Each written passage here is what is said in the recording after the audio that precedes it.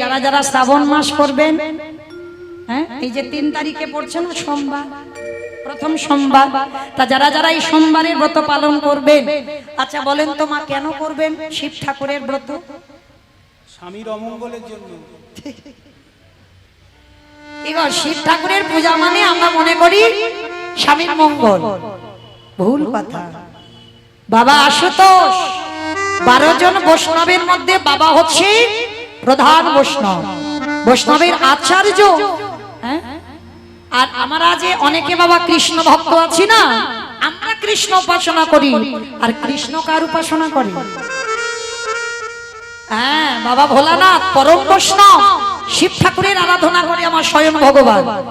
তাহলে এই হিসাবে কি হলো? বাবা ভোলানাথ হচ্ছে ভক্ত। হ্যাঁ, তাহলে ভগবানের কাছে যাবার আগে ভগভক্ত চরণ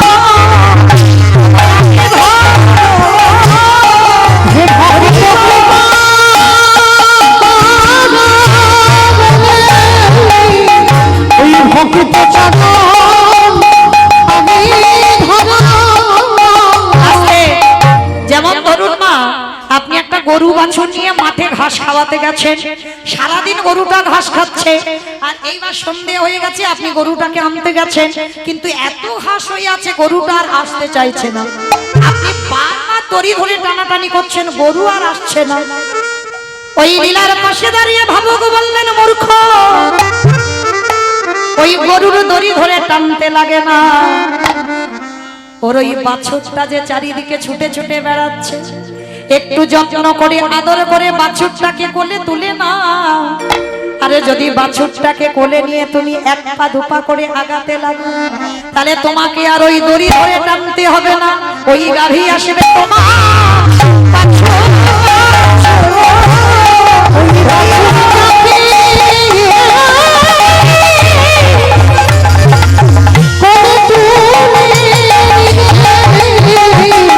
ওই গাভী আসবে তোমার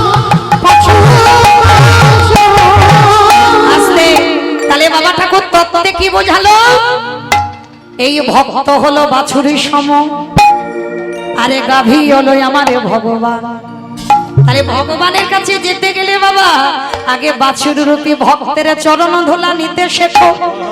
এই জগৎ সংসার মাঝে যদি একজন ভক্ত শুদ্ধ ভক্তের চরণ সন্ধানে পেয়ে যায়, ওই চরণ কোনদিন ছেড়ো না। ভক্ত চরণ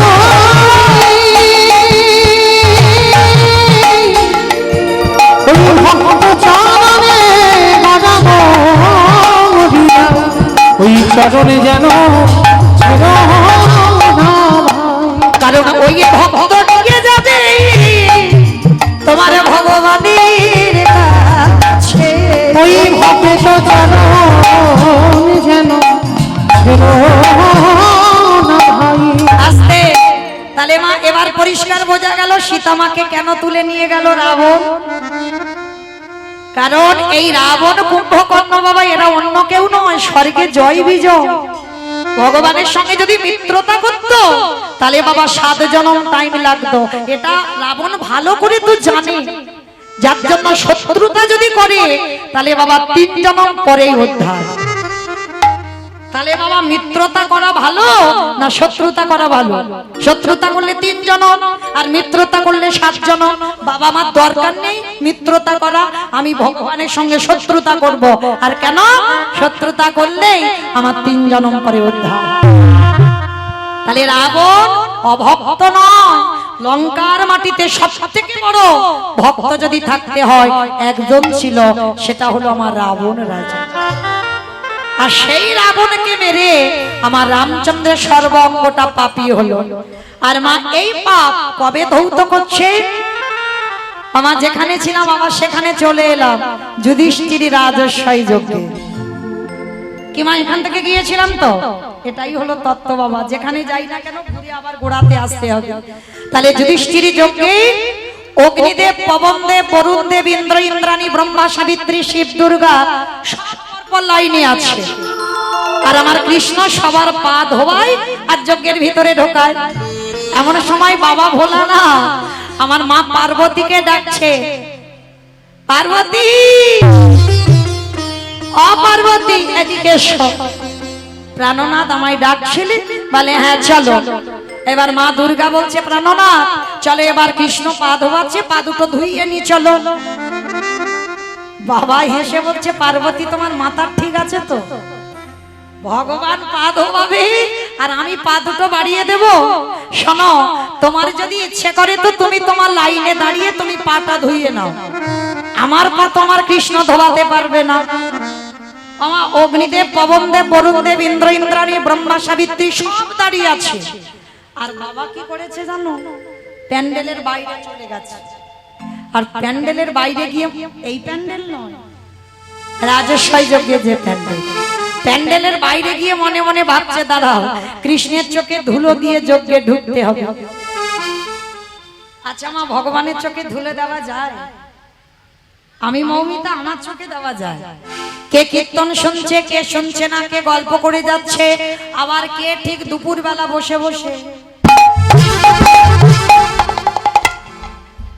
আমি দেখতে পাচ্ছি না, কিন্তু যে ছেলেটা বাঁশিটা ধরে আছে খাতা কলমে তো হিসাব তার কাছে পড়ে আছে গো। তো এইবার ভগবান হেঁট হয়ে পা ধোয়াচ্ছে আর বাবা প্যান্ডেলের বাইরে গিয়ে মনে মনে ভাবছে কৃষ্ণের চোখে ধুলো দিতে হবে, কিন্তু কি করে ধুলো দেব চিন্তা করতে করতে বাবা ভোলানাথ পিছনে গিয়ে দুম করে একটা কুকুর হয়ে,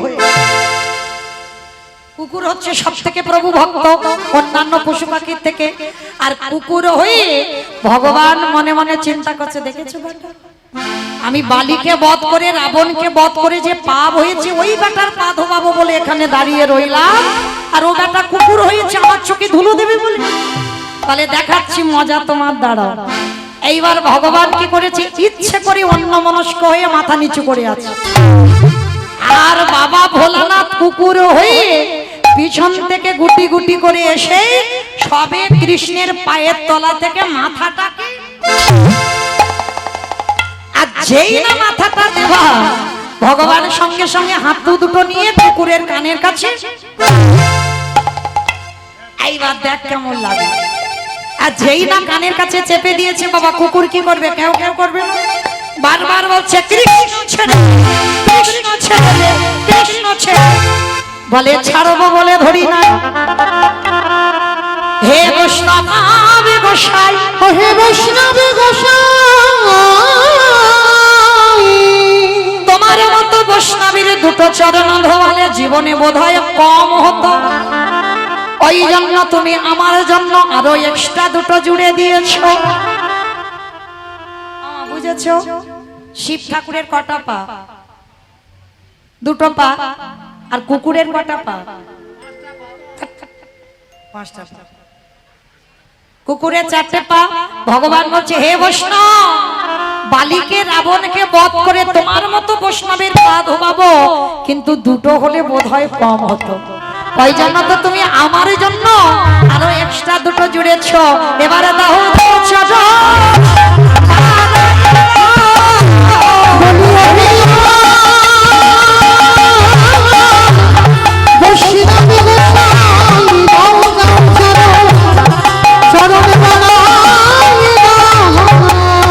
আস্তে। এইবার মা সবার পা ধোবাচ্ছে ঘটিতে করে জল দিয়ে, আর বৈষ্ণবের বেলা কি করেছে জানো? খালে বিলি নদী নালারে জলে নয়, কৃষ্ণ দয়াময় আমার ভোলানাথ রূপী কুকুরের চারটে চরণে এক জায়গা বেঁধে দিয়েছে। ভগবানে আমার কুকুরের চরণ বুকে ধরেছে। কে গো মা, খাল বিলি নদী নালারে জল দিল না, তাহলে বৈষ্ণবের চরণে কোন জল দিল? ভগবান পর্যন্ত ভোলানাথের জন্য কাঁদে কেন? এই জগৎ সংসারে বাবা সব অপরাধীর ক্ষমা হয়, একটা অপরাধীর ক্ষমা হয় না। বলো তো সে কোন পাপী? বৈষ্ণবে অপরাধী করে জীবা গঙ্গা স্নানে যায়, গঙ্গা স্নানে যায়, পতিত পাবনে গঙ্গা তারে দেখে দূরে সরে যায়, দূরে সরে যায়। বৈষ্ণবে দেখে জীবা গঙ্গা মুন্ড তার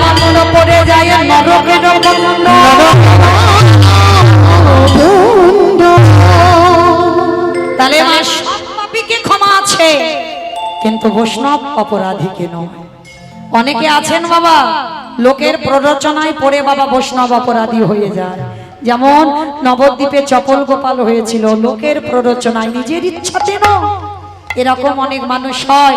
তাই চরণ ধরে বলবো মা, যে যাই অপরাধ করি না কেন বৈষ্ণব চরণে যেন অপরাধী না হয়।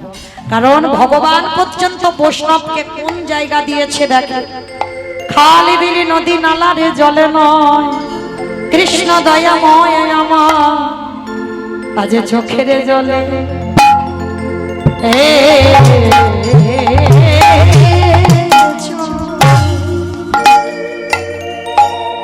চরণ ধোবা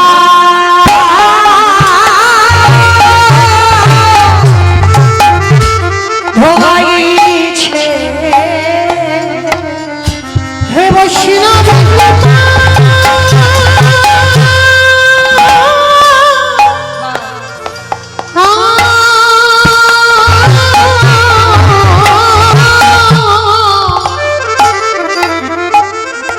হে বৈষ্ণব কৃপা কৃপা করো মোহনে, আজ চোখের জলে চরণে ধোয়াইছে। যখন আমার কৃষ্ণের চোখের জল বাবার চরণে পড়ছে, আমার বাবা ভোলানাথ কি করেছিল জানো? কৃষ্ণ এই যে তোর চোখের জল আমার পায়ে আজকের ফেললি, আমি কথা দিলাম কৃষ্ণ আহাগত কলিযুগে কোনদিন আর শিব রূপ ধারণ করব না, ওই কলিযুগে হব আমি অদ্বৈত আচার্য গোসাই। আরে তুই হবি আমার কৃষ্ণ নয়, তুই হবি নদী আর নিমাই চাঁদ। মামাইরা এখান থেকে গিয়েছিলাম তো মনে পড়ছে, সত্যতে শিব, ত্রেতাতে শিব, দাপরে শিব, কলিতে শিব নয়। কেন নয় এইটুকু জানতে গিয়ে বাবা একটু রামায়ণ মহাভারতে যেতে হলো। তাহলে সেই ভোলানাথ কথা দিল কলিযুগে আমি হব অদ্বৈত আচার্য, তুই আমার কৃষ্ণ নয়, তুই হবি নদী আর নিমাই চাঁদ। কারণটা কি নয়, আমি 12 বছরে তুলসী ভাসাবো, তোর থেকে 52 বছর আগে আমি মাটিতে আসব, তুই যেখানে আসবি আমি মাটি পরিষ্কার করে রাখবো। আরে যেদিন আমার 12 বছর ডাকার পরে তুই নদিয়া নবদ্বীপে ধামে অবতীর্ণ হবি, আমি শান্তিপুর থেকে তোর সঙ্গে দেখা করতে যাব। যেদিন তুই আর আমি দুজনে মুখোমুখি হব, এই যে রাজস্বী যজ্ঞে তোর চোখের জল আমার চরণে পড়ল, এই দিন আমি কলিযুগে শোধ করব। তুই যেদিন গৌর হবি, আমি যেদিন অদ্বৈত আচার্য হব, যেদিন প্রথম দুজনের দেখা হবে, ওরে এমনি করে চাচা আমি এই প্রতিজ্ঞা করে গেলাম, সেদিন এমনি করে চরণে ধরাইব। তাহলে বাবা পরিষ্কার হয়ে গেল। চলে এইবার সেই চৈতন্য মহাপ্রভু নদিয়ায় এসে কি করলো জানো? কেহ বলে পুরা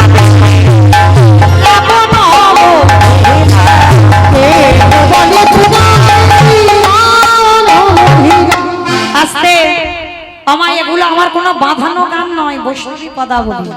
আর বৈষ্ণব পদাবলী শুনতে গেলে একটু কর্ম তো করতে হয়, একটু উলুধ্বনি দেন। কেহ বলে পুরা বেতি রাবণ, বলে বহুরা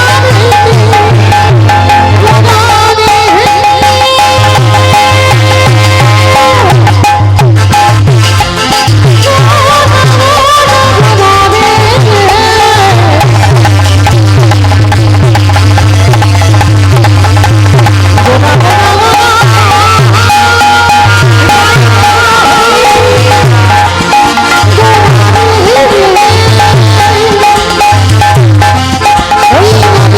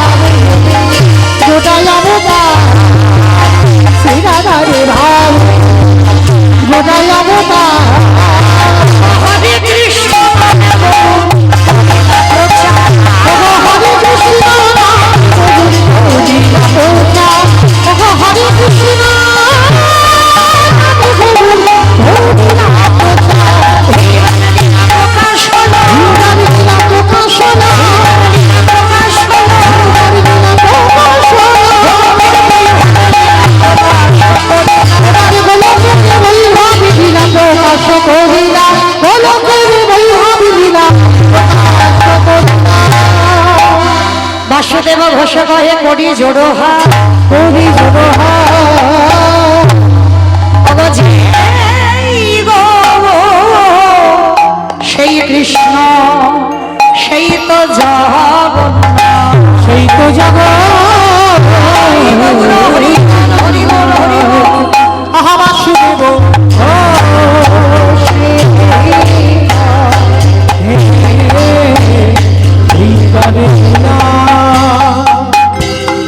প্রকাশ হলো বাসুদেব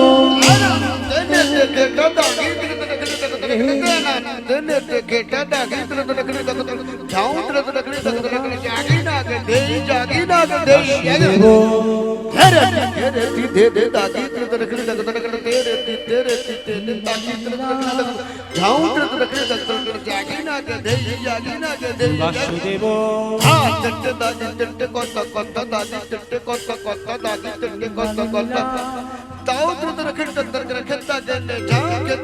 বাসুদেব ঘোষে কহে দিবা লীলা প্রকাশ হলো বাসুদেব ঘোষে দিবা লীলা প্রকাশ হলো ঘোষে কহে দিবা লীলা প্রকাশ হলো বাসুদেব ঘোষে কহে দিবা লীলা প্রকাশ হলো ঘোষে কহে দিবা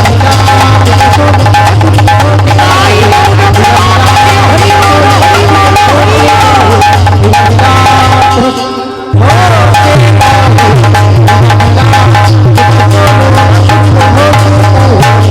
এবার লীলা প্রকাশ বাসুদেব ঘোষে কহে যদি তাই চলুন আজকে সবাই চলে যাবো মধুমাসি ধাম বৃন্দাবন ধাম আমার এতক্ষণ যখন নবদ্বীপে ছিলাম কই দেখি সবাই মিলে একবার বলেন তো গৌর সুন্দর কি নবদ্বীপে ধাম কি ধ্বনিটা হলো কি ও, এটা বল জয় বললাম ধ্বনিটা হলো কি এটা নাকি জয় এটা জয় নয় মানে জিজ্ঞেস করলাম ধ্বনিটা হলো কি মানে হলো না একটু প্রেম সে দাও এত জোরে ধ্বনি দাও কত দূর যাবে পলসন্ডা এদিকে লালবাগ যাবে লালবাগ যাবে যাবে যাবে না যাবে তো বিশ্বাসটা রাখতে হবে কই দেখি আমার নিতাই চাঁদ গৌর চাঁদের মতো হাত দুটো একবার তোলো দেখি আমার দাদা ভাই বাবা ঠাকুর ভাইরা যারা আছেন সবাই এইদিকে যারা দূরে আছেন চরণ ধরে সবাই একটু পিছন হয়ে যাচ্ছে একটু অভিমান হচ্ছে তাই না একটু দূরে হয়ে গেছে আচ্ছা বেশ তবু আমি ক্ষমা প্রার্থনা চাইছি সবাই দেখি একবার হাত দুটো তোলেন বাবা সবাই আমার পিছনে দাদা ভাইরা যারা আছেন চরণ ধরে সবাই একসঙ্গে ও মা মাঝে মাঝে ধসে যাচ্ছে কেন এই ধসা রোগটা ভালো নয় ওখান থেকে সব পড়ে যাবে সেই দেখো আমার সোজাসুজি ওই জায়গাটা জানো কিরকম নিচু হয়ে আছে এমনি নিচু আবার হাত নেই কি গো নিতাই গৌর প্রেমানন্দে হরি বল হরি বল হরি হ্যাঁ গো তোমরা কি সবাই জগন্নাথের মতো হয়ে গেছো নাকি তোমরা তো জগন্নাথ নয় জগন্নাথের নামে হাত নাই হাত তৈরি হয়নি সময় দেয়নি তো কি হবে বাবা সময়ের আগে বাবা দরজা খুলে দিয়েছে অসম্পূর্ণ বিগ্রহ সেটাই দর্শন করতে হয়েছে ওই রূপে প্রকাশ কিন্তু আমরা তো আর সেই ছোট জগন্নাথ নয় আমাদের হাত দিয়েছে ভজন করবার জন্য কই তোলেন দেখি একবার আমি প্রথমে বলেছি এই জনম দুর্লভ সবাই বাহ কই আমার দাদা ভাইরা যারা দাঁড়িয়ে আছে তোলেন একবার এই দেখো এইদিকে বলি এইদিকে পড়ে যায় আমি কোন দিকে যাব সবাই তোলো দেখি চরণ ধরে সবাই আমার নাম মৌমিতা ঘোষ আমার পদে পদে হাত তুলে যাও সবাই এই দেখো ওইদিকে সব পড়ে গেছে ও মা পড়ে যাচ্ছে কেন হাত তোলো দেখি একবার এইদিকে বলো গৌর সুন্দর কি জয় নবদ্বীপের ধাম কি সচির নন্দন কি বিষ্ণু প্রিয়া কি নিতাই চাঁদ কি ভক্ত বৃন্দ হরিবাসর ধাম কি সাধু গুরু বৈষ্ণব কি আপন আপন গুরু চরণ নিতাই গৌর হরি বল হরি বল হরি বল বেশ আমার হাতটা একটু ব্যথা হলো না হাতটা একটু ব্যথা আসতে হাতে একটু ব্যথা হলো, কিন্তু ব্যথা হোক, কিন্তু একটা ব্যায়াম হয়ে গেল। চলো এবার একটু যাই, একটা ভজন শুনতে শুনতে, কিংবা একটা ভজন হবে তো, চলো একটা ভজন গাইতে গাইতে বৃন্দাবন। ওই দেখি এবার একটু উলুধ্বনি দাও। বৃন্দাবন ধামে পার জপে যারা রাধে রাধে, ও রাধে अलवेली सरकार जपे जाम राधे राधे, वृंदावन धाम जपे जारा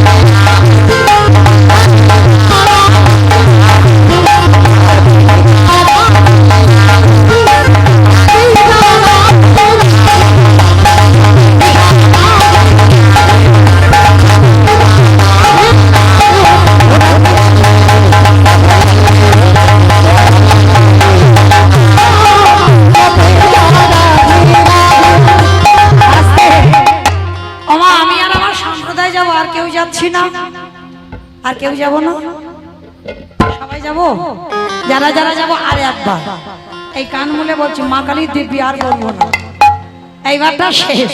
সবাই দেখি আর একবার হাত দুটো তোলে, আর একবার মা একসঙ্গে করে করে তালি দিয়ে, কেমন?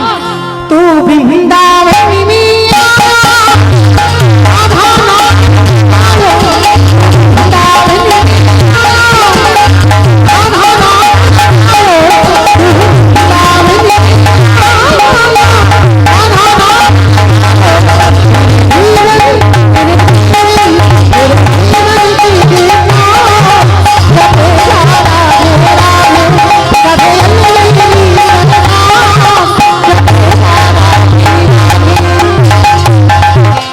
राधे राधे আমা বলছো মনে মনে বলছে, মনে মনে। মনে মনে বলছো? মনে মনে বললে হবে না, একটু জোরে জোরে বলতে হবে। একটু আমার সঙ্গে বলো, আমি বলবো আর আপনারা দুয়ারি করবেন, কেমন? আমার এই সম্প্রদায় বাদ পারবে তো দুয়ারি করতে? চলো জয় জয় রাধে রাধে রাধে রাধে, আমা জোরে বলতে হবে তো, রাধে রাধে राधे राधे वृंदावन में गोवर्धन में निधोवन में स्नान गोली में मान गोली में वर्षाना में राधा कुंड में श्याम कुंड में हरिद्वार में प्रेम से बोलो, भाव से बोलो, जोर से बोलो, बाके बिहारी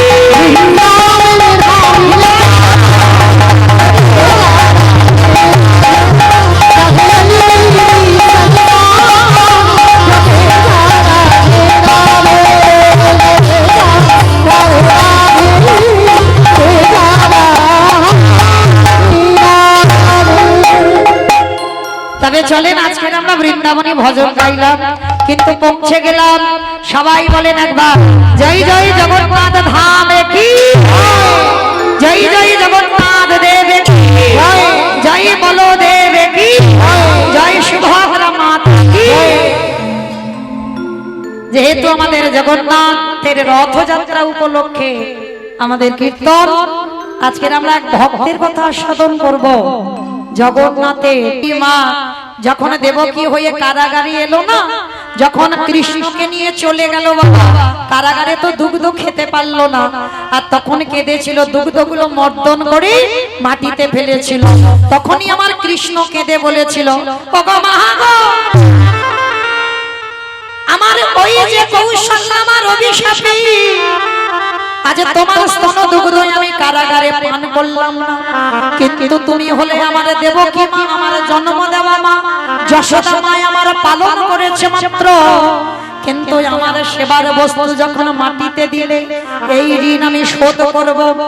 আগত কলিযুগে যেদিন আমি গৌর হয়ে যাব, সোনা নাই, রূপ নয়, তামা নয়, স্টিল নয়, শাল পাতাতে নয়, ওই কলিযুগে যেদিন গৌর হয়ে নদিয়ায় যাব, কথা দিলাম মা, যে সেবার বস্তু মাটিতে দিলে ওই মাটির পাত্রে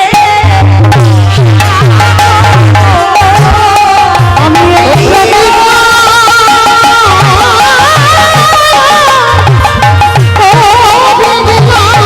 সেদিন মাটির পাত্রে সেরা আমা বলো তো লীলাতে কোথায় ছিলাম? বলো লীলাতে কোথায় ছিলাম? হ্যাঁ, হ্যাঁ, হ্যাঁ, বলে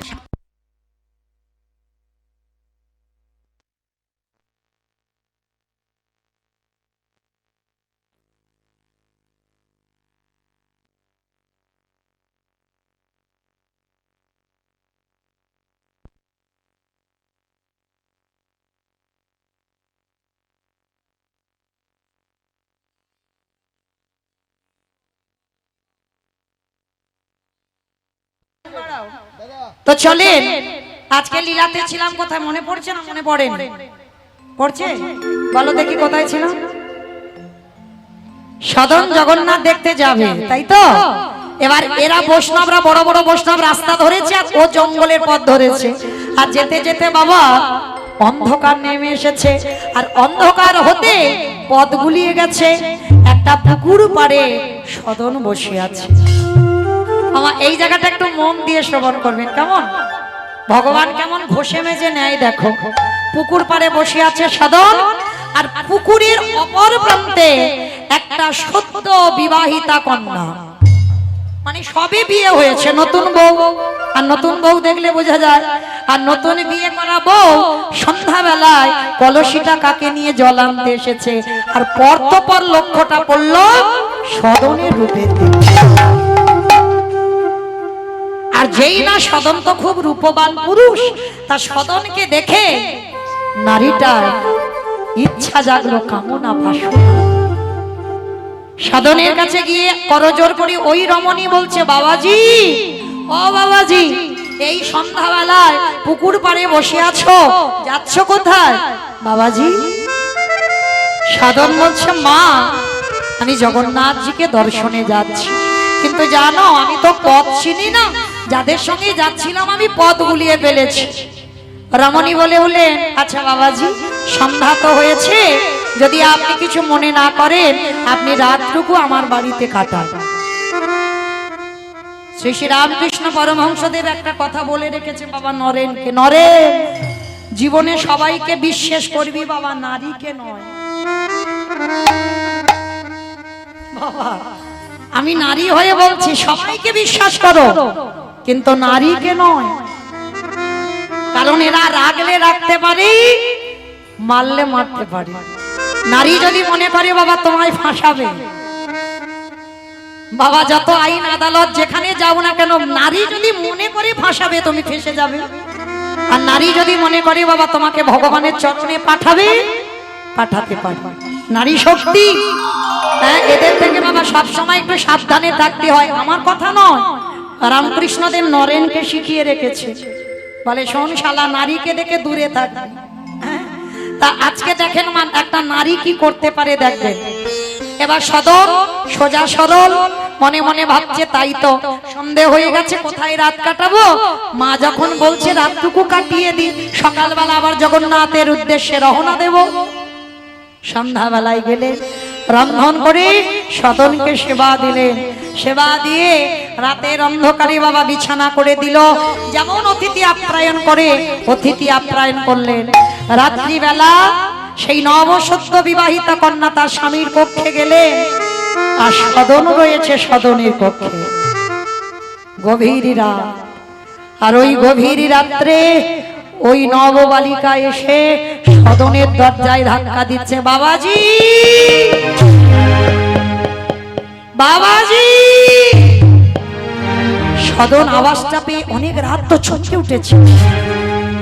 যেই না চমকে উঠেছে, নারী কণ্ঠস্বর, এত রাত্রিবেলা তাড়াতাড়ি করে সদন দরজা খুলেছে, আর দরজা খুলতে ওই রমণী প্রবেশ করে সদনের কাছে বাবা প্রার্থনা করলেন, আমি তোমাকে ভালোবেসেই তোমাকে ঘরে এনেছি, আমাকে তোমার আজ রাত্রিবেলা গ্রহণ করতে হবে। অসম্ভব! আমি আপনাকে মা বলে সম্বোধন করেছি, আপনি বিবাহিত, আপনার স্বামী রয়েছে, এটা হতে পারে না। আপনি কি বলছেন মা? ওই নারী বলে উঠলেন, ও তাহলে আমার স্বামী আছে বলে তোমার সমস্যা, আর যদি আমার স্বামীটা না থাকে তাহলে নিশ্চয়ই তোমার কোনো সমস্যা থাকবে না। কামাল লালসায় এমন জর্জরিত হয়ে গেলেন ওই নারী, নিজে ধারালো চকচকে অস্ত্র নিয়ে গিয়ে স্বামী শয়নে আছে সেই স্বামীর মস্তকটাকে রক্ত মাখা অঙ্গ, সেই হাতে অস্ত্রটা নিয়ে সদনের কাছে এসে দাঁড়িয়েছে। বাবাজি, নিজের হাতে আমার স্বামীকে হত্যা করে এসেছি, এবার তো আপনার অসুবিধা নাই আমাকে গ্রহণ করতে। অবাক হয়ে গেল সদন, ভয়ে থরথর করে কাঁপছে শালগ্রাম শিলাটাকে নিয়ে। হে জগন্নাথ, তুমি আমার কোন সমস্যায় ফেলে দিয়েছো? এ কেমন নারী, একটা মুহূর্তে নিজের স্বামীকে বধ করতে ভয় পেল না? এটা কি করে সম্ভব প্রভু? সদন বলে উঠলেন, শোনো মেয়ে, হাজার বারো যদি তুমি বলো, আমি একটাই কথা বলবো, মৃত্যু হয় হোক, কিন্তু যে নারী নিজের হাতে স্বামীকে খুন করে, স্বামীকে হত্যা করে, আমি তাকে এ জন্মে কেন কোন জন্মেই গ্রহণ করব না। ও আমাকে গ্রহণ করবে না? দেখো দেখাচ্ছি মজা। ওই নারী চিৎকার করে গ্রামের লোকজনকে এক জায়গা করল, আর এক জায়গা করে সবার সামনে দাঁড়িয়ে বলে উঠলে, ওই বাবাজি আমাকে পাওয়ার ইচ্ছায় ও নিজের হাতে আমার স্বামীকে বধ করেছে। ওই যে বললাম মা, নারীকে দেখে সব সময় দূরে। একবারে বাবা অবাক হয়ে গেল সদনের, আর ভাষা রইল না। কেন বলো মা? কিছু প্রমাণ করতে গেলে প্রমাণ লাগবে। সদনের কি কিছু প্রমাণ আছে? বিচার করতে গেলে বিচারক যে হবে, বিচারকের কাছে বাবা প্রমাণ তুলে দিতে হবে, তবে বিচার হবে। কিন্তু যদি তুমি প্রমাণ তুলে দিতে না পারো, তুমি দোষী। সদনকে সবার মাঝখানে দাঁড় করানো হলো, গ্রামের লোক এক জায়গা হলো, আর ওই মেয়েটা দাঁড়িয়ে দাঁড়িয়ে কাঁদছে। আচ্ছা বলেন বাবা, একটা নারী যদি ওইভাবে মরা কান্না কাঁদে, কেউ কি বলবে ওই নারীটা মিথ্যা বলছে? কেমন ফেসে গেল সদন। বলল, সদনই হত্যা করেছে আমার স্বামীকে। বিচারক যে, সে বলে উঠলেন, সদন সব তো মেয়েটাই বলে যাচ্ছে, তোমার কি কোনো কথা আছে? সদন করজোর করে শুধু একটাই কথা বলেছি, হরি বল, আমি যে বলবো সত্যি। আমার কথা কি কেউ বিশ্বাস করবে? করবে না তো? তাহলে যেখানে বিশ্বাস নেই সেখানে তো আমার কথা বলা সাজে না। আপনাদের যা শাস্তি দেবার আপনারা দেন। কি গো মায়েরা, কতটুকু জীবনে কষ্ট পেয়েছো? ভগবানের ভক্ত যারা হয় না, ভগবান একেবারে বাবা কষ্টি পাথরের মতো ঘষে নেয়। আমরা জীবনে সংসারে যদি একটু দুঃখ পাই, আমরা দুর্বল হই, কিন্তু সদনের কেমন পরীক্ষা দেখো। দিব্যি তো ছিল মাংসের দোকানে, ভগবান নিজেই কিন্তু টেনে আনছে, আর এনে বাবা দেখেন আজকের কত শাস্তি। এইবার বিচারপতি বিচার দেবে। সদন শুধু একটাই প্রস্তাব রেখেছিল বিচারকের কাছে, শোনো তোমরা গ্রাম প্রতিবেশী, আমার বিচারে যাই শাস্তি হোক, যা কিছু আমি মেনে নেব, শুধু আমার একটা শাস্তি দেবেন না, যেন আমার মৃত্যুদণ্ডটা না হয়। কেন জানো? আমি যে অনেক আশা নিয়ে আমার জগন্নাথকে দেখতে যাচ্ছি, এখন আমি তার বদন দর্শন পাইনি। ওই জন্য দেহে প্রাণ থাকা কালী একবার জগন্নাথকে দেখতে চাই। বিচারপতি বললেন বেশ, এই ও যখন মৃত্যুদণ্ড চাইছে না, তাহলে ওর মৃত্যুদণ্ড দেওয়া হবে না, তবে কঠিন শাস্তি দেওয়া হবে।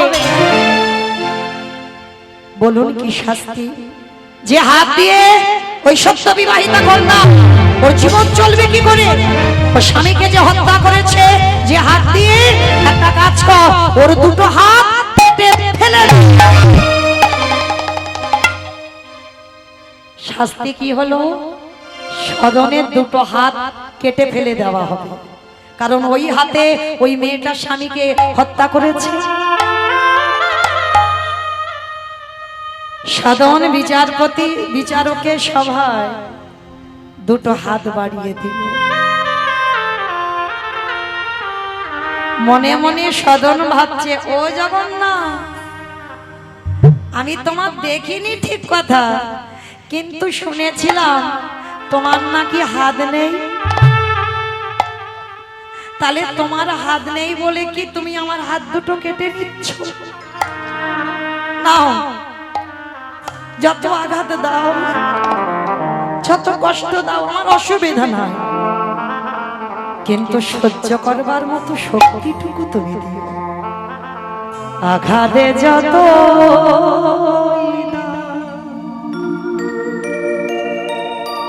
শক্তি দিও সহে,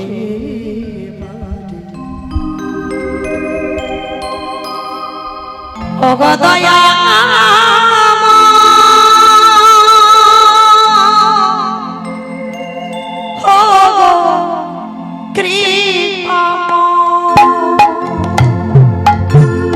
আঘাতে যত কেটে দেও দুটো হাত, শক্তি দিও সহিবাদে,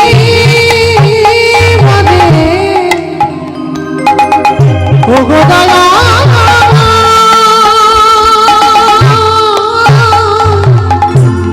ও গো কৃপাময় কৃপাময়, ও গো দয়া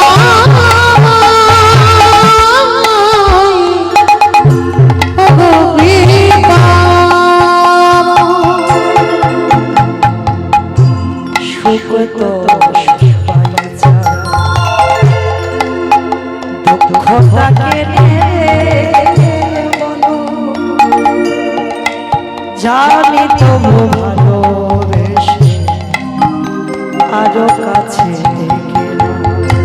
সুখে তো সবাই চায়, দুঃখটাকে নেবে বলো, জানি তুমি ভালোবেসে আরো কাছে টেনে না। তোমারই ক্ষমার মাঝে পাই যেন তুমি ছাড়াই জগতে দয়া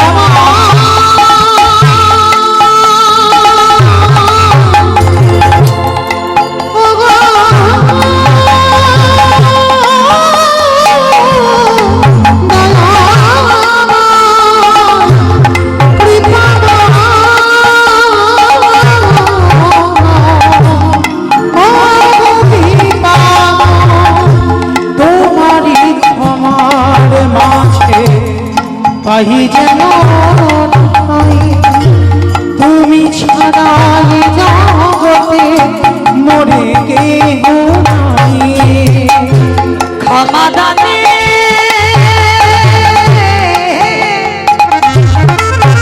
ক্ষমা দানে না প্রভু চরণ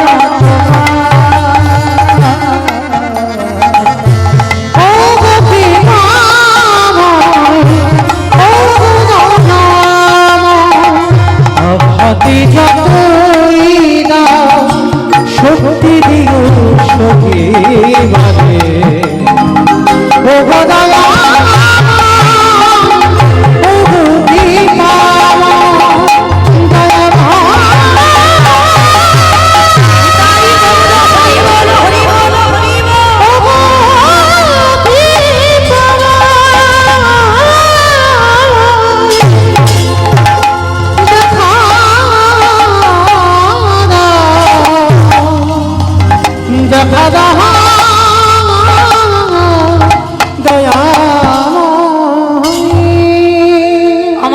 সদনের হাত দুটো কেটে দেওয়া হলো। শুধু একটাই প্রস্তাব রেখেছিল সদন, আমার এই শালগ্রাম শিলাটা আমার একটু মাথাতে বেঁধে দাও, কারণ হাত নেই তো, হাত কেটে দিয়েছে, তাহলে শালগ্রাম শিলাটা নিয়ে যাবে কি করে? মাথাতে নামা বলি দিয়ে শিলাটা বেঁধে দিল। সংকল্প নিল সদন, আর আমি পায়ে হেঁটে নয়, আমি এইখান থেকে গন্ডি দিতে দিতে যাব, দণ্ডবাদ প্রণাম করতে করতে যাবে। দুটো হাতের রক্ত আর ধুলো কাদা বালিতে চেহারাটা একেবারে জগন্নাথের মতো কালো হয়ে গেছে। আর সদন রূপবান, খুব রূপবান পুরুষ, অনাহারে অনিদ্রায় রক্ত কাদা ধুলো মুখে লেগে চোখ দুটো যেন গোলাকার হয়ে গেল, ঠিক জগন্নাথের মতো দেখতে হয়ে গেল সদন। দণ্ডবাদ দিতে দিতে আসছে, যারা সদনকে ঘৃণা করেছিল কসাই বলে, তারা দেখে চমকে উঠছে, জগন্নাথ এ তোমার কেমন ভক্ত? এইরকম তোমার ভক্ত আছে যে যার জীবনে এত কষ্ট, কোনো অন্যায় না করে এর হাত কেটে নেওয়া হলো। দণ্ডবাদ দিতে দিতে ওই রথযাত্রার সময় লাখো লাখো ভক্ত ওই দণ্ডবাদ দিতে দিতে জগন্নাথের সিংহ দোয়া। আর ওই পুরীধামে জগন্নাথ কোনো অচল নয়। গৌরচন্দ্রিকাই বলেছে, যেই গৌর সেই কৃষ্ণ সেই জগন্নাথ, সচল জগন্নাথ, কোনো অচল নয়। কৃষ্ণের যখন জরাব্যাধের তীরে দেহত্যাগ হলো, তৃতীয় পাণ্ডব অর্জুন মুখাগ্নি করেছিল চন্দন কাষ্ঠে, কৃষ্ণের দেহটা পোড়ানো হলো। আর দেহ পোড়ানে বাবা সবকিছু পুড়ে যায়, একটা বস্তু পোড়ে না। কোনটা গো? নাভি। নাভি পড়ে না, কৃষ্ণের নাভিও পড়েনি। ওই নাভিটা স্বর্ণ ভাণ্ডারে করে ভাসিয়ে দেওয়া হয়েছিল প্রভাসের তীর্থে। ভাসতে ভাসতে এসেছিল বাবা ওই পুরীর সমুদ্রে। ওই যে 21 দিনের আগেই তো বাবা ইন্দ্রদ্যুম্ন রাজা দরজা খুলে দিয়েছিল, হ্যাঁ, ওই কাঠ হয়ে ভেসে এসেছিল না। অনেক ভক্তরা বাবা যায় পুরী ধাম, কিন্তু নীলমাধব দর্শন করে না। কিন্তু যারা যারা পরবর্তী দিনে যাবেন, আমার অনুরোধ একবার নীলমাধব দেখবেন। পুরী থেকে 90 কিলোমিটার দূরে বাবা, কারণ ওটাই হলো আসল জগন্নাথ। প্রথমে ওইখানে এসেছিল বাবা নাভিটা, ওই সবটা এসেছিল ওই নীলগিরির পাদদেশে, তারপরে এসেছে বাবা পুরী ধাম। তাহলে আগে নীলগিরিতে যেতে হবে, নীলমাধব দর্শন, তারপরে পুরী ধামে জগন্নাথ দর্শন। আমরা অনেক ভক্তরা বহুবার পুরী ধামে গেছি, কিন্তু নীলমাধব দর্শন করি। যাবেন পরবর্তী দিনে। আজকে সেই যে স্বর্ণ ভাণ্ডারে ভাসিয়ে দিল, যখন বাবা জগন্নাথ বলদেব সুভদ্রা অসম্পূর্ণ 21 দিনের আগে যে বিশ্বকর্মা তৈরি করছিল, মানে একটা আওয়াজ তো হয় কিন্তু দরজা খোলা নেই। ইন্দ্রদম্ন রাজা গুন্ডিচামা ভেবেছিল বোধহয় ওই ভিতরে যিনি তৈরি করছে হয়তো দেহ রেখেছেন, মারা গেছে, আওয়াজ নেই কেন? খুলে দিল দরজা। আর যখনই খুলে দিল, সুভদ্রার হাতই তৈরি হয়নি মা তখন। আর এদের দুই ভাই, এরা অর্ধেক অর্ধেক এইভাবে। শুধু এটা নয় বাবা, কাহিনী কাহিনী অনেক আছে। সেই দ্বারকায় যেদিন রাধা তত্ত্ব শোনাচ্ছিল মাতা রোহিণী তার 8 জন বৌমাকে, কৃষ্ণের 8টা পাটরানী, এদেরকে শোনাচ্ছিল। আর সেই দিন সুভদ্রা ছিল দরজায় দাঁড়িয়ে হয়ে। আর যখন দরজায় দাঁড়িয়ে হয়েছিল, সুভদ্রাকে বলেছিল কেউ যেন এখানে না আসে, বিশেষ করে কৃষ্ণ তো নয়। আর যখন রাধা তত্ত্ব শোনাচ্ছিল না, ওই রাধা তত্ত্ব ভেসে ভেসে কৃষ্ণের কানে গেল। কৃষ্ণ ছুটে এলো, দেখে না সুভদ্রা দাঁড়িয়ে আছে। সুভদ্রাকে বলছে, বোন আমি একবার ভিতরে যাব। বলে, না দাদা, ভিতরে মা আছে, বৌদিরা আছে। বলে, আমাকে যেতে দে একবার। মানে কৃষ্ণ থাকতে পারছে না, ওই রাধা তত্ত্ব শ্রবণ করে বাবা দেহটা যেন আপনি থেকে বাবা ওই মোমবাতি যেমন গলে যায়, দেহটা কৃষ্ণের গলে যাচ্ছে। মানে কেন বলে যাচ্ছে জানো, ওই যে দরজার ফাঁক দিয়ে রাধা তত্ত্ব ভেসে আসছে, আর রাধা রানীর প্রেমের কথা শুনে ভগবান যেন বিকলঙ্ক হয়ে যাচ্ছে, বলে যাচ্ছে। আর তাই দেখে বলরাম দাদা ছুটে এসেছে, ভাই তোর হাত দুটো যেন শরীরের ভিতরে ঢুকে যাচ্ছে, তোর চোখ দুটো বড় বড় হয়ে যাচ্ছে, শরীর যেন গলে যাচ্ছে, যেন কেমন মতো দেখতে হয়ে গেছে। ভাই কথা বল, কি হয়েছে তো? যেই না বলরাম গিয়ে জড়িয়ে ধরতে চাইল, কৃষ্ণের পরশে বলরামের শরীরটা ওই রকম হয়ে গেল। সুভদ্রা বোন দাঁড়িয়ে আছে, দুইজন দাদাকে যেন মোমবাতির মতো গলে যেতে দেখছে। সুভদ্রা যেই না দুই দাদাকে পরশ করলো, সুভদ্রার অঙ্গটা এমন হয়ে গেল। তিনজনে দরজায় দাঁড়িয়ে দাঁড়িয়ে রাধা রানীর প্রেমের কথা শুনছে রোহিণী মাতার বদন দিয়ে। আর ঠিক সেই সময় এসে গেল দেবর্ষি নারদ, আর এসে দর্শন করে বিনাতে তাম দিয়ে বলে নারায়ণ নারায়ণ। আর যেই না নারায়ণ শব্দটা শুনেছে ভগবান চমকে, মানে নিজ রূপে আবার ফিরে এসেছে।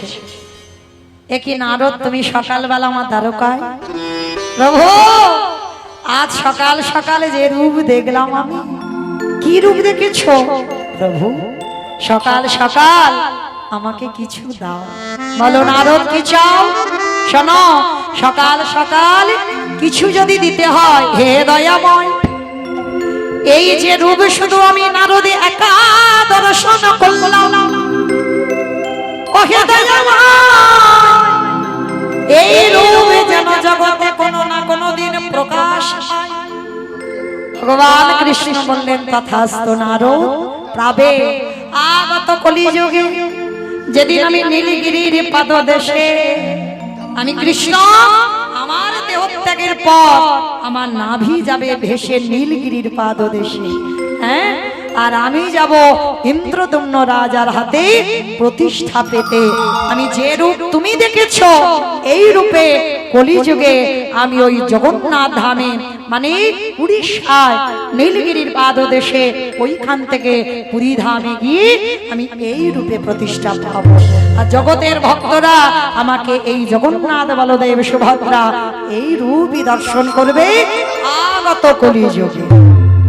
আর ওই যে বাবা বিশ্বকর্মা তৈরি করছিল, যেই দরজা খুলে দিল অসম্পূর্ণ, কিন্তু যেদিন প্রতিষ্ঠা হলো সেই দিন রাতের অন্ধকারে কৃষ্ণের নাভিটা ওই সমুদ্রে ভেসে এলো।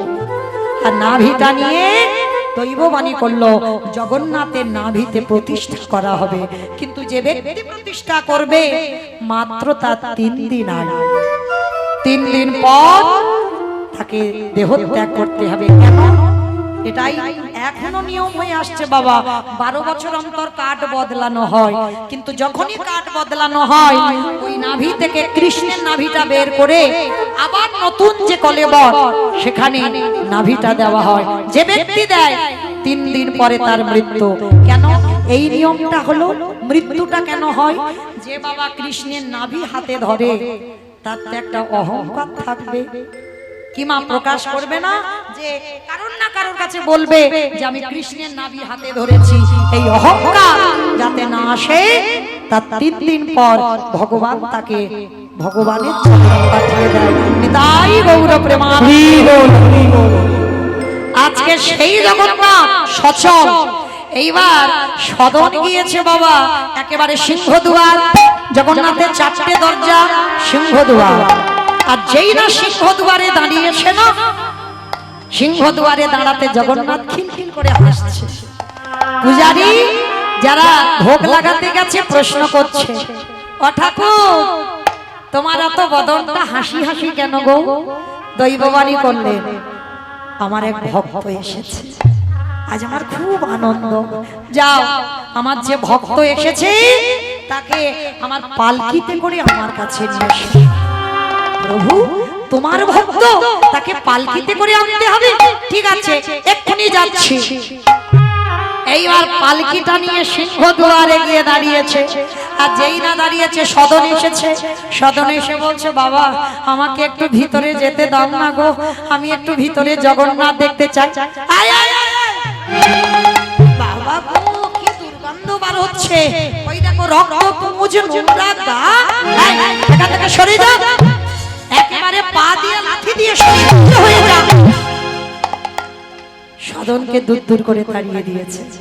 এইবার পূজারীরা দরজায় দাঁড়িয়ে ঘোষণা করছে, কে এসেছে জগন্নাথের ভক্ত? আমাদের জগন্নাথ আজকের বলেছে তার ভক্ত এসেছে, যে এখানে জগন্নাথের ভক্ত এসেছে পালকিতে ওঠো, পালকিতে করে জগন্নাথের কাছে নিয়ে যাও। ও মাইরা, ধরো এই রকম ঘোষণা যদি এইখানে হয়, কি কোন নির্দিষ্ট করে দিয়েছে একজন ভক্ত এসেছে, ভক্ত সবাই নয়। চৈতন্য চরিতামৃত গ্রন্থে কবিরাজ কৃষ্ণদাস গোস্বামী লিখেছে কোটিতে গুটি, আমার কথা নয় বাবা, কৃষ্ণদাস গোস্বামী, কোটিতে গুটি, কোটি কোটি ভক্ত আছে, কিন্তু তার মধ্যে একটা গুটি দেখা যায় কৃষ্ণ ভক্ত, সবাই নয়।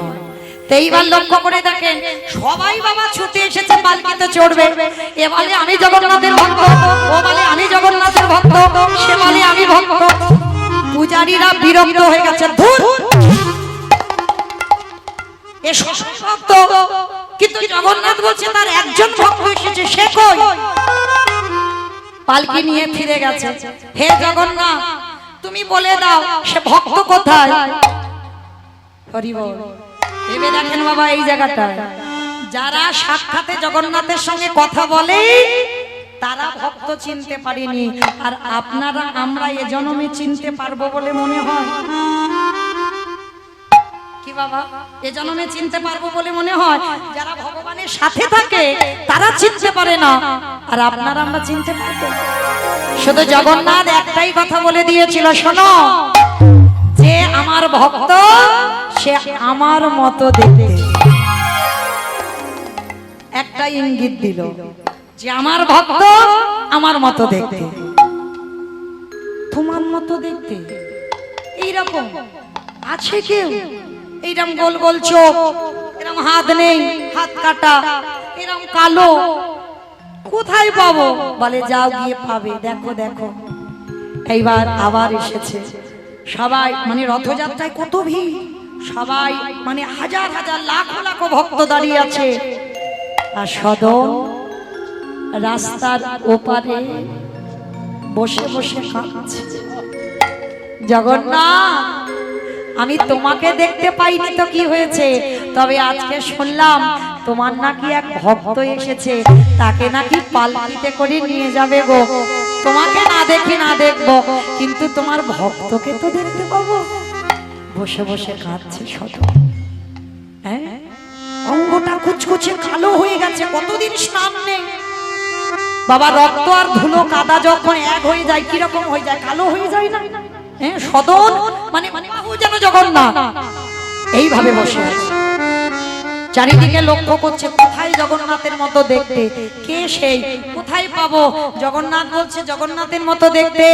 হঠাৎ দেখতে দেখতে লক্ষ্য করে গেল রাস্তার অপর প্রান্তে জগন্নাথের মতো হাত নেই, হাতটা লোক পড়ে আছে। কি ওই লোকটা এসেছিল না, আমার পায়ে ধরে বললো জগন্নাথকে দর্শন করবে, তবে তবে এই কি সেই, এই কি আমার জগন্নাথের বন্ধু, এই কি জগন্নাথের ভক্ত? ছুটতে ছুটতে পালকিটা রেখে একেবারে সদনের চরণে গিয়ে আছড়ে পড়ল। তোমার নাম কি? আমার নাম সদন। সদন জানো, তোমাকে নিয়ে যেতে বলেছে আমাদের জগৎ। না না, ভুল হচ্ছে তোমাদের, আমি পাপী গো, আমি পাপী, আমার কথা বলতেই পারি না, আমি কেন ভক্ত হব? আমি তো ভক্ত নয়, আমি কসাই, সারা জীবন মাংস কেটেছি। কি গো, যে ভক্ত হয় তার মধ্যে কোনোদিন গোপন থাকে না, নিজেই বলে দিচ্ছে আমি পাপী, নিজেই বলে দিচ্ছে আমি কসাই। ভক্তরা বলছে তুমি কসাই কি আমরা জানি না, কিন্তু এইটুকু জানি জগন্নাথ তোমাকে নিয়ে যেতে বলেছে। সবাই মিলে কোলে করে পালকিতে তুলেছে। সদন বলছে না, তোমরা যদি পালকিতে নিয়ে যাও আমি যাব না, কারণ যশ খ্যাতি মান শুকুরের বিষ্ঠার সমান। বাবা যারা ভক্ত হবে না তারা জীবনে কোনোদিন যশ প্রতিষ্ঠা চায় না, কোনোদিন নাম খ্যাতি চায় না, কারণ ভক্ত চায় একটু লোকালয় থেকে দূরে থাকতে, সবসময় একাকী। সাধন বলছে আমি হেঁটে যাব, ঠিক আছে তাই চলো, পালকি উঠতে হবে না, সবার যেন আনন্দ, জগন্নাথের ভক্ত। এইবার সদন গিয়ে সবার সামনে, জগন্নাথের সামনে সদন। জগন্নাথের চোখে চোখ রেখে সদন একটাই প্রশ্ন করেছিল, প্রভু আমি তোমার কাছে আসিনি, তুমি আমার কাছে এসেছো, তোমাকে যে আমি পাবো আমার কোনো অভিজ্ঞতাই ছিল না, তাহলে আজ আমি তোমার কাছে একটা প্রশ্ন করব প্রভু, কোন অপরাধে আমার দুটো হাত কেটে নিলে? কি করেছিলাম আমি তোমার কাছে জানতে চাই, আমার অপরাধটা কি? জগন্নাথ হাসছে, সাধন তুমি যে প্রশ্ন করেছ আমি তোমার প্রশ্নের উত্তর দেব। কর্মফল ভোগ করতে হবে। তোমার এই দুটো হাত কেন কাটা পড়েছে জানো? তুমি জানো না, তুমি আগের জন্মে কে ছিলে? সবই তো আমার নক্ষ দর্পণে। শোনো, তুমি আগের জন্মে একজন বৈষ্ণব ছিলে। সদন ছিল আগের জন্মে একটা বৈষ্ণব। আর এই বৈষ্ণব মানে কেমন বৈষ্ণব জানেন বাবা? অপরাধ নেবেন না, কারোর উদ্দেশ্য করে আমি বলছি না। অনেকে আছেন এই ছুঁয়ো না, এটা ঠেকিও না, এরকম আছে দেখবেন, আছে অনেক বৈষ্ণব না, হ্যাঁ, মানে ঠেকালেই যেন উনি অপবিত্র হয়ে যাচ্ছে, মানে উনি খুব শুদ্ধ আমি অশুদ্ধ আছি, মানে এইরকম বৈষ্ণব ছিল। আর বাবা একটা নিয়ম আছে, এই যে আমরা জপের মালাতে জপ করি না, অনেক ভক্তরা আছে দেখবেন জপের মালাতে জপ করছে আর একদিকে মোবাইলে কথা বলছে। জপের মালাতে জপ করছে, আবার বাজারে গিয়ে আলুর দাম কত, পটলের দাম কত, ঝিঙের দাম কত, বেগুনের দাম কত। বাবা অপরাধ নিও না, কারোর উদ্দেশ্য করে নয়। সত্যি কি এটা নাম হয়? এটা নাম হয় না, এটা আমার কথা নয়। মহাপ্রভু রঘুনাথ দাসকে বলেছিল, রঘু মর্কট বৈরাগ্য ধারণ করবে না। যেদিন জীবনে তোমার প্রকৃত বৈরাগ্য আসবে সেদিন তোমাকে আমাকে ডাকতে হবে না, আমি নিজে যাব তোমার কাছে। কি গো, রঘুনাথ দাসকে বলেছিল, ষোড় গোস্বামীর এক গোস্বামী। আজকে এই যে লোক দেখানি বৈরাগ্য, এটা ঠিক নয়, এটা মহাপ্রভুর আদেশ। হৃদয় দেখে ভিতরটা বৈষ্ণব করো, বাইরে নয়, লোক দেখানি নয়। এইবার সদন আগের জন্মে এমন বৈষ্ণব ছিল, কিন্তু বাবা এটা নিয়ম, এই মালা করতে করতে যদি তুমি কথা বলো তাহলে আবার তোমাকে আচমন করে তারপরে মালা করতে হবে, এটা নিয়ম। আমরা কেউ মানি না বাবা। কথা বলে নিলাম আবার মালা শুরু করলাম, আবার কথা বলে নিলাম আবার মালা শুরু করলাম। যখনই তুমি কথা বলবে মালাটাকে থেমে দিতে হবে, আচমন করতে হবে, তারপরে তোমায় মালায় আবার নাম দিতে হবে, এটা নিয়ম। তা এই যে সদন আগের জন্মে যে বৈষ্ণব, এই রকম শুদ্ধ বৈষ্ণব, মানে কথা বলবে না বলে এক পুকুর পাড়ে একেবারে বটবৃক্ষের তলায় বসে বসে নাম করছে। ভালো করে শোনেন। আর এক কসাই, মানে গরু কাটবে কসাই, আর গরুটা কাটতে গেছে আর গরুটা দড়ি ছেড়ে পালিয়েছে। আর যেই না দড়ি ছেড়ে চলে গেছে বাবা, ছুটতে ছুটতে যাচ্ছে, আর কসাই ধারালো অস্ত্র নিয়ে ছুটতে ছুটতে যাচ্ছে, গরুটাকে পেলেই কাটবে। আর যে বৈষ্ণব নামের মালায় নাম করছিল, তিন দিকের রাস্তা, এখন কসাই গুলিয়ে ফেলেছে গরুটা কোন দিকে গেল, ডান দিকে গেল না বাম দিকে গেল। বাবাজি নাম করছিল, কসাই গিয়ে বাবাজিকে প্রশ্ন করছে, ও বাবাজি তুমি দেখেছো এখান থেকে একটা গাভী গেল, কোন দিকে গেল গো? নাম করছিল তো বাবাজি, নাম করতে করতে বাবা ওই একটা আঙুল বের করা থাকে না জপের মালা, ওই আঙুলটা দিয়ে দেখিয়ে দিল এই দিকে গেছে। মুখে বলেনি, মুখে বলেনি, শুধু আঙুল দিয়ে দেখিয়ে দিল, হাতটা বার করে দেখালো এই দিকে গেছে। কর্মফল ভোগ করতে হবে। আজকে প্রত্যেক দিন ওই বৈষ্ণব 108টা করে তুলসী দিত বলে পরের জন্মে ওই বৈষ্ণব সদন হলো, কৃষ্ণ ভজন ভিতরে ছিল, সর্বদা ভগবানের গুণকীর্তন গাইত। কিন্তু ওই আঙুল দিয়ে দেখিয়ে দেওয়ার অপরাধে কসাই গরুটাকে বধ করলো, সেই পাপের ভাগীদার হতে হলো।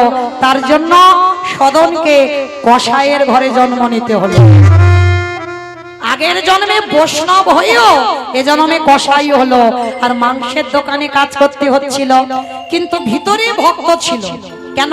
ওই 108টা করে তুলসী দিত, এটাই প্রকৃত কাজ করত। এর জন্য ভিতরে ভক্তিটা ছিল। কিন্তু যে মেয়েটা নিজে অস্ত্র দিয়ে তার স্বামীকে বধ করেছিল, ওই গাভীটা হয়ে এসেছে এ জন্মে সেই রমণী। আর যে স্বামীটা বধ হলো ওটা হলো সেই কসাই। আগের জন্মে যেমন বাবা গরুটাকে মেরেছিল, এ জন্মে বাবা বদলে গেল, গরুটা হলো নিজের হাতেই ওই কসাই স্বামী হলো, আর স্বামীকে নিজের হাতে ওই গাভীটা ওর স্ত্রী হয়ে বধ করলো। বাবাইরা, তাহলে পরিষ্কার বোঝা গেল সেই গরুটা হয়ে গেল ওই মেয়েটা, যে মেয়েটা স্বামীকে বধ করলো, আর স্বামীটা হলো কে? কসাই, যে গরুটাকে কেটেছিল।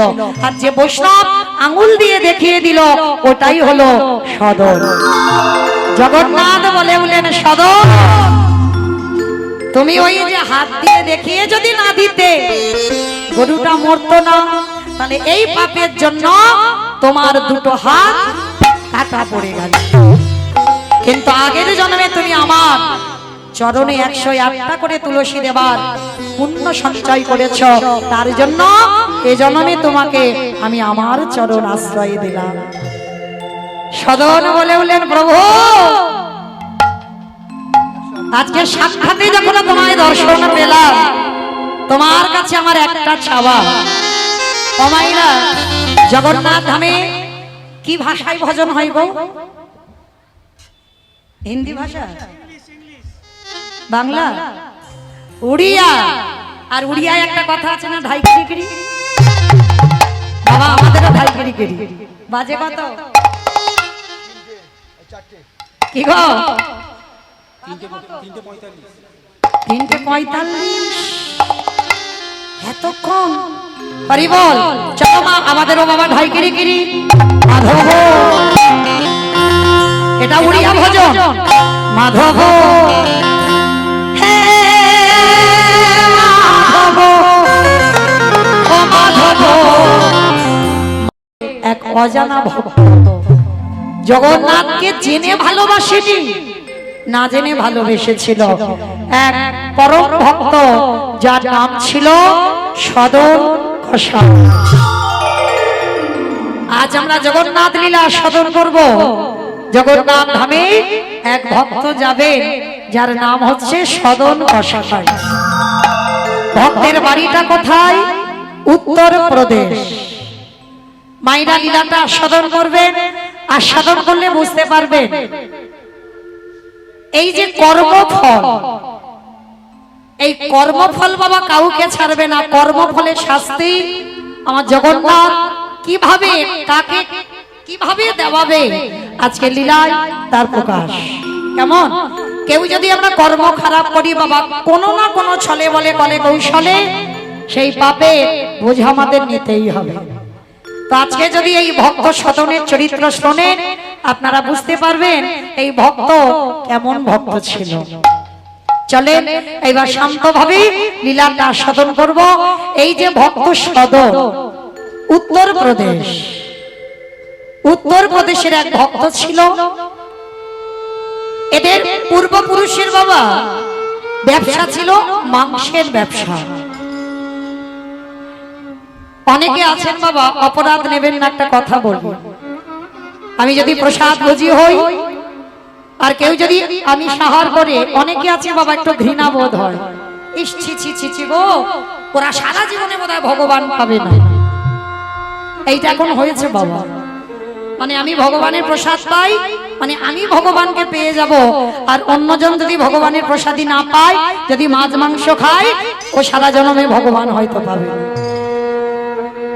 এটা মনোবৃত্তি, মনোভাব না, কিন্তু না, ভক্তি যার কৃষ্ণ তার সর্বশাস্ত্রে কয়, ভক্তি না থাকিলে কৃষ্ণ দেখিও বা কিবা হয়। ভগবানকে বাঁধতে গেলে বাবা প্রেম ভক্তির দড়ি দিয়ে বাঁধা যায়, আর কোনো কিছু নয়, আহার তো নয়। কি গো শূর্পণখা রাক্ষসী মানুষ, তাই গৌর প্রেমানন্দে হরি বল। হরি বল। তাহলে বাবা শূর্পণখা ছিল বাবা মানুষের মাংস মেরে খেত, আর সেই শূর্পণখা ভগবানকে জনমে জনমে পেয়েছে। দেখেন শূর্পণখা হয়েছিল কুবজা, 12 বছর ভগবানকে বন্দী করে রেখেছে, যে শুধু বাবা মাছ মাংস এইগুলো নয়, মানুষের মাংস মেরে খেয়েছে। তাহলে এগুলো কথা নয় বাবা, এগুলো বিধান নয়। যে যা রুচি সম্মত বাবা কেউ আহার করে বলি আমি ঘৃণাবোধ করব না, এটা মূর্খমি বাবা। তাহলে আজকে যদি লীলাটা শ্রবণ করেন, মন দিয়ে বুঝতে পারবেন এই যে সদ, এদের পূর্বপুরুষের ব্যবসা হচ্ছে মাংসের ব্যবসা। মানে পূর্বপুরুষে যারা যারা বাবা দাদু ঠাকুরদা যারা যারা ছিল, সবার ব্যবসা ছিল এই মাংসের ব্যবসা। আর সদন যখন বড় হলো, ও বেটাই ওই দোকানে বসতো। কিন্তু ছোটবেলা থেকে সদনের একটা অভ্যাস ছিল, কি জানো মা? ছোটবেলা থেকে ও প্রকাশ না, ভিতরে ছিল বাবা কৃষ্ণ প্রেম ভিতরে। আর সর্বদা সদন ওই গুনগুন করে ভগবানের গান ছাড়া কোনদিন আলাদা কোনো গান গায়। মানে মাংসের দোকানে মাংস বিক্রি করে আর গুনগুন করে কি করে জানো? ও রাধা কৃষ্ণ সে নরোত্তম দাস ঠাকুরের বৈষ্ণব কথা বলি, জীবনে রাধা কৃষ্ণ সেই জীবনী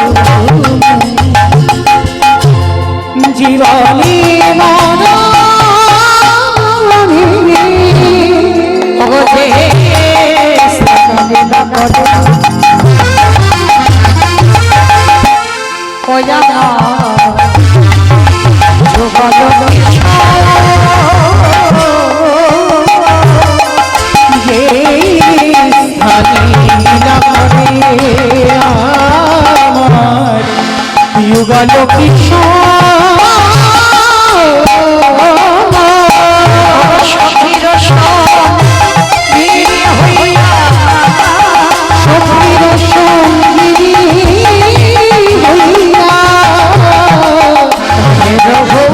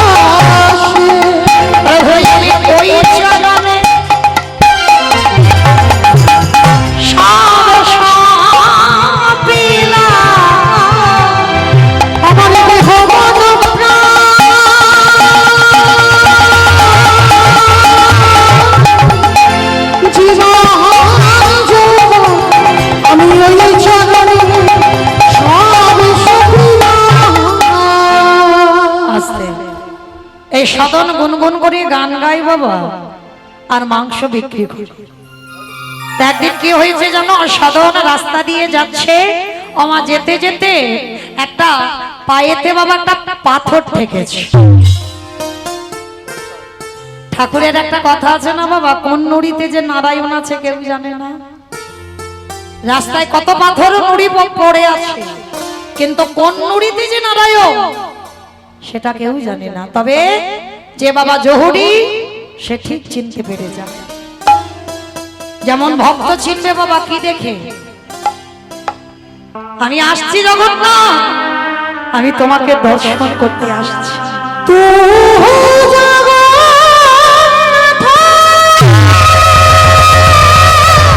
নিতাই বাবুরা হরি বল হরি বল। জগত কাহায়াসি তু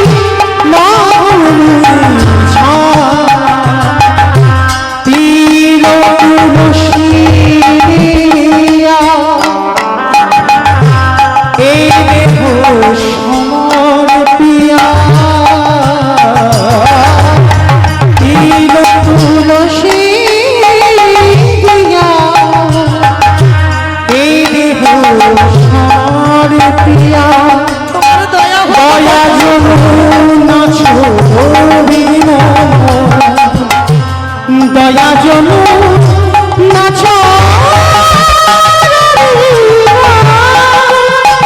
বলি যেন দয়া না নাচে সবাই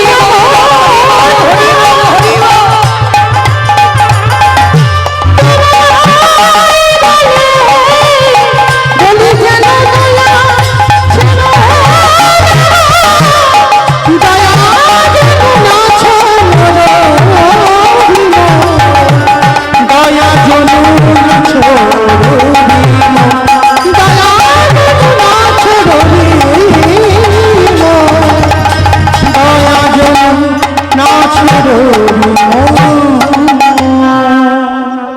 সদন শালগ্রাম শিলাটা নামাবলী দিয়ে ভক্ষে নিয়েছে। জনিতাই নিতাই গৌর প্রেমানন্দে হরি বল হরি বল হরি বল। সদন শালগ্রাম শিলা নামাবলীতে জড়িয়ে বুকে করে নিয়ে যাবে জগন্নাথজিকে দর্শন। কিন্তু তখনকার দিনে বাবা এদের মাংসের দোকানে খুব নাম ডাক ছিল, আর সদনকে সবাই চেনে কসাই। আর যদি হঠাৎ বাবা কসাই, সদন কি করেছে জানো, মস্তক মন্ডন করেছে, পরনে একটা পড়েছে সাদা রঙের ধুতি, একটা পাঞ্জাবি। আর সদন খুব সুপুরুষ, খুব সুন্দর দেখতে, মানে কেউ ভাববে না বাবা দেখলে ও কসাই। এইবার কসাই খানা ছেড়ে দিয়ে ওই শালগ্রাম শিলাটাকে বক্ষে করে নিয়ে ভক্তরা সবাই দল বেঁধে রথযাত্রায় দেখতে যাচ্ছে জগন্নাথজিকে, আর তাদের পিছু ধরেছে সদন। এবার যেই না সদন যাচ্ছে পিছনে সবাই মিলে বলে ছি ছি ছি ছি ছি, তুই একজন পাপী, সারাদিন তুই কত মাংস কেটেছিস, হ্যাঁ? আর এবারে তুই আমাদের সঙ্গে তুই রথযাত্রায় পুরী ধামে যাচ্ছিস, হ্যাঁ? শোন, তোর ছায়া যদি আমাদের মারানো হয় আমাদের পাপ হবে। মানে তারা বড় বড় বৈষ্ণব তো, গলায় বড় বড় তুলসীর মালা, গেরুয়া বাসন, তারা সদনকে দূর দূর করে ফেলাচ্ছে। সদন বলছে দেখো ভাই, আমি তো রাস্তা চিনি না, ওই জন্য তোমাদের পিছু ধরেছিলাম যদি দেখে দেখে যেতে পারি, কিন্তু না, তোমরা ঠিক বলেছো, আমি পাপী তো, আমার ছায়া যদি তোমরা মারিয়ে ফেলো তোমাদের অপরাধ হবে। তো শোনো ভাই, আমি তোমাদের সঙ্গে যাব না, তোমরা রাস্তা দিয়ে যাও, আমি ওই জঙ্গলের পথ দিয়ে তোমাদেরকে দেখে দেখে যাব। ঠিক আছে যা, তবে যেন তোর ছায়া যেন আমাদের না পড়ে। সদন বুকে শালগ্রাম শিলাটা নিয়ে কৃষ্ণ জগন্নাথ, কৃষ্ণ জগন্নাথ, কৃষ্ণ জগন্নাথ, কৃষ্ণ জগন্নাথ, কৃষ্ণ জগন্নাথ, কৃষ্ণ জগন্নাথ, কৃষ্ণ জগন্নাথ, কৃষ্ণ জগন্নাথ, কৃষ্ণ জগন্নাথ, কৃষ্ণ জগন্নাথ, কৃষ্ণ জগন্নাথ, কৃষ্ণ জগন্নাথ, চলিতে ফিরিতে মনে কৃষ্ণ জগন্নাথ, চলিতে বসিতে বলে কৃষ্ণ জগন্নাথ, চলিতে ফিরিতে বলে কৃষ্ণ জগন্নাথ, উঠিতে বসিতে বলে কৃষ্ণ জগন্নাথ, কৃষ্ণ জগন্নাথ, কৃষ্ণ জগন্নাথ, কৃষ্ণ জগন্নাথ, কৃষ্ণ জগন্নাথ।